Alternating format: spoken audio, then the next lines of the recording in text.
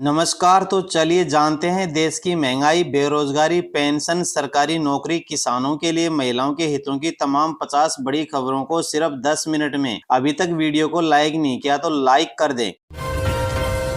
महाराष्ट्र सरकार ने देसी गाय को राजमाता का दर्जा दिया। ऐसा करने वाला देश का पहला राज्य। चुनाव से पहले शिंदे सरकार का फैसला। महाराष्ट्र में एकनाथ शिंदे सरकार ने देसी गाय को राज्य माता का दर्जा दिया है। ऐसा करने वाला महाराष्ट्र देश का पहला राज्य है। सोमवार को कैबिनेट बैठक में सरकार ने यह फैसला लिया। महायुति सरकार ने इसको लेकर अधिसूचना जारी कर दी है।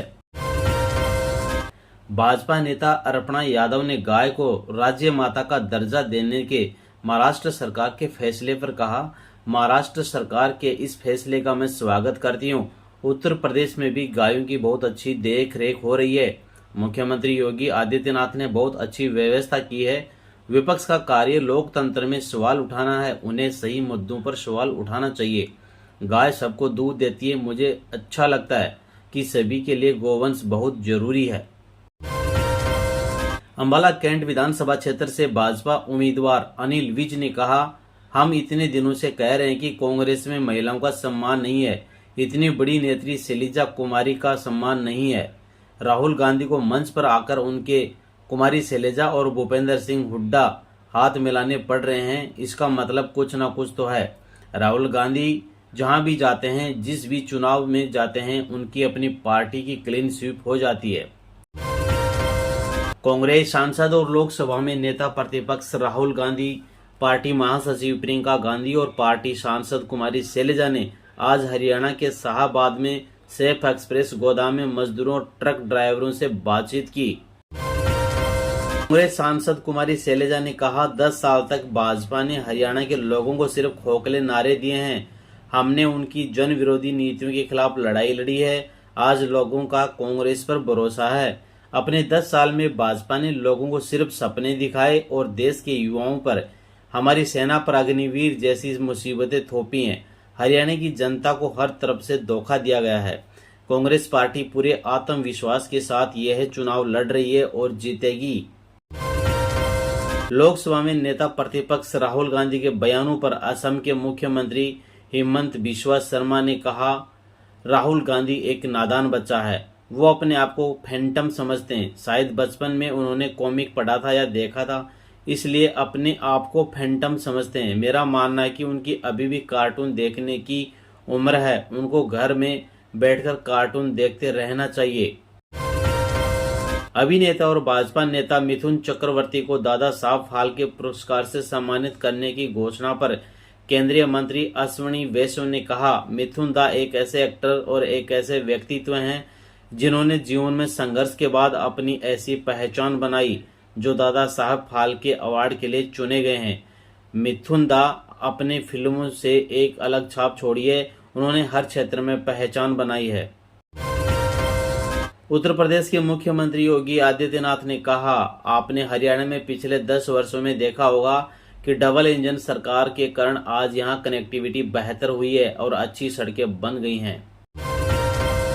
जम्मू कश्मीर में विधानसभा चुनाव के अंतिम और तीसरे चरण से पहले मतदान दल ईवीएम के साथ अपने अपने मतदान केंद्रों के लिए रवाना हुए। कल 1 अक्टूबर को तीसरे चरण में 40 निर्वाचन क्षेत्रों में मतदान होगा। दादा साहब फाल्के पुरस्कार से सम्मानित होने की घोषणा पर अभिनेता और भाजपा नेता मिथुन चक्रवर्ती ने कहा, मेरे पास शब्द ही नहीं है।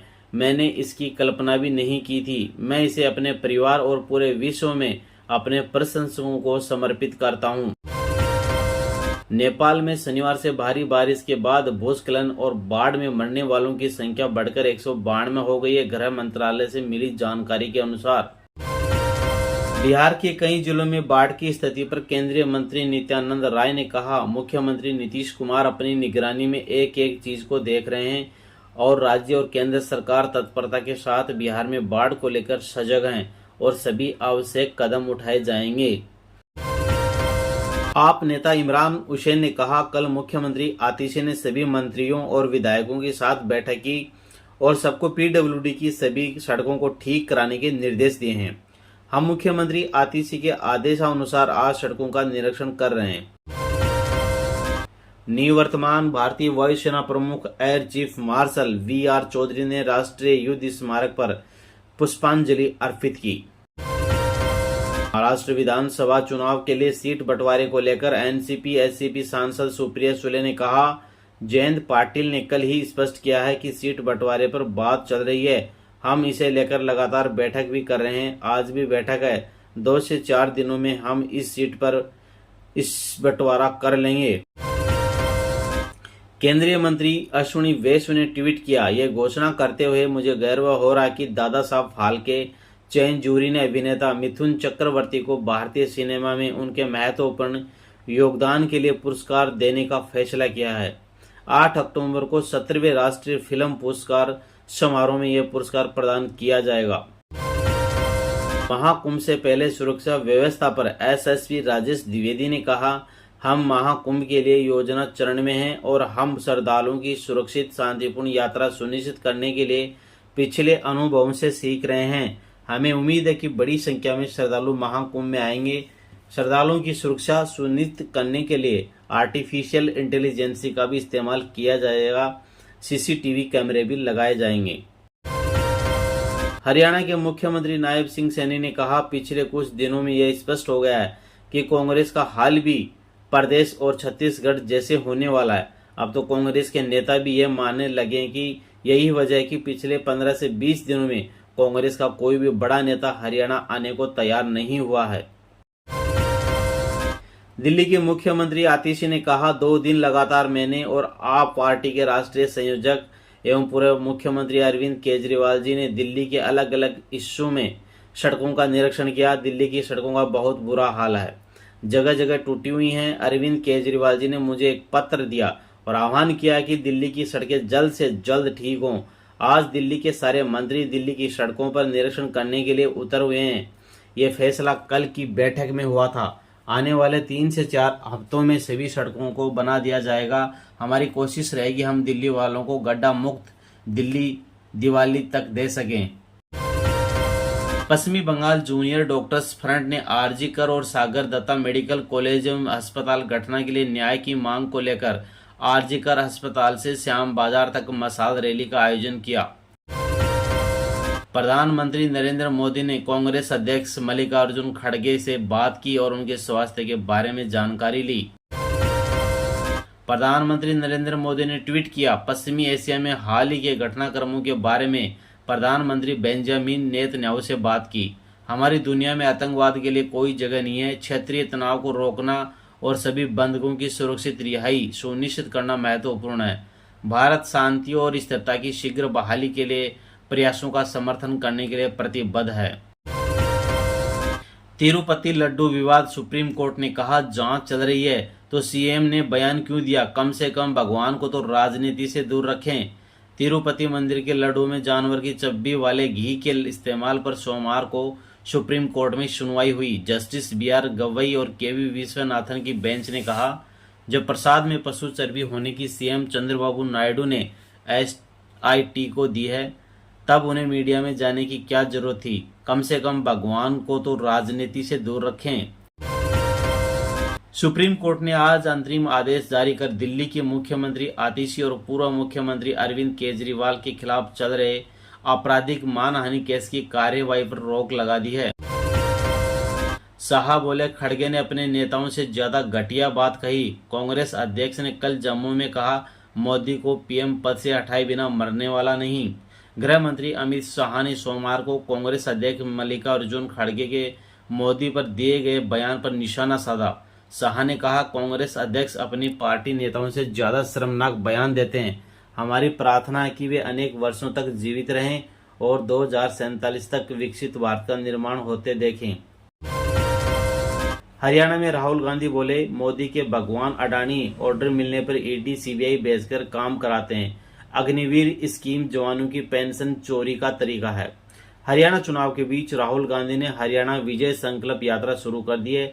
सोमवार 30 सितंबर को पहले दिन यह यात्रा नारायणगढ़ से थानेसर तक आई। यहां जनसभा में राहुल गांधी ने कहा, मोदी जी के भगवान अडानी है और वे ऑर्डर देते हैं। मोदी जी ईडी और सीबीआई को भेजकर काम रुकवा देते हैं। हरियाणा सीएम के मंच से बीजेपी कैंडिडेट की धमकी। हरियाणा के कैथल में सोमवार को भाजपा प्रत्याशी लीला राम के बोल बिगड़ गए। उन्होंने कैथल से कांग्रेस प्रत्याशी आदित्य सुरजेवाला को काला सांड कह दिया। वहीं आदित्य के पिता एवं कांग्रेस के राष्ट्रीय महासचिव रणदीप सिंह सुरजेवाला को बड़े मंच से चेतावनी दी। श्री कृष्ण जन्मभूमि शाही ईदगाह मामले में 16 अक्टूबर को होगी सुनवाई। मुस्लिम पक्ष की रिकॉल अर्जी पर कोर्ट में बहस। हिंदू पक्ष की तरफ से दाखिल किया गया जवाब। कांस्टेबल को कुचलकर मारने के मामले में एक गिरफ्तारी। तेज रफ्तार कार रोकने को कहा था, ड्राइवर ने टक्कर मारी, 10 मीटर तक घसीटा था। लखनऊ में नसरुल्लाह की मौत पर सिया सड़क पर उतरे। आधी रात 10,000 लोगों ने मार्च निकाला और 3 दिन शोक मनाएंगे। लखनऊ में हिजबुल्लाह चीफ हसन नसरुल्लाह की मौत पर सिया समुदाय के 10,000 लोग सड़कों पर उतर आए। आधी रात 1 किलोमीटर तक कैंडल मार्च निकाला। महिला और बच्चे भी हाथ में मोमबत्तियां लेकर साथ साथ चले। प्रदर्शनकारियों ने अपने घरों पर काले झंडे लगाए। इजराइल के प्रधानमंत्री बेंजामिन नेतन्याहू के पोस्टर जलाए और नारेबाजी की। और दोस्तों अंतिम बड़ी खबर है, महाराष्ट्र सरकार द्वारा गौ माता को राज्य माता घोषित करने पर महाराष्ट्र कांग्रेस अध्यक्ष नाना पटोले ने कहा, आज महाराष्ट्र सरकार ने गौ माता का राज्य माता घोषित किया है। मैं इस कदम का स्वागत करता हूं क्योंकि मैं एक किसान हूं और एक किसान के लिए गौ माता है, लेकिन यह चुनाव से पहले एक राजनीतिक कदम के रूप में किया गया है।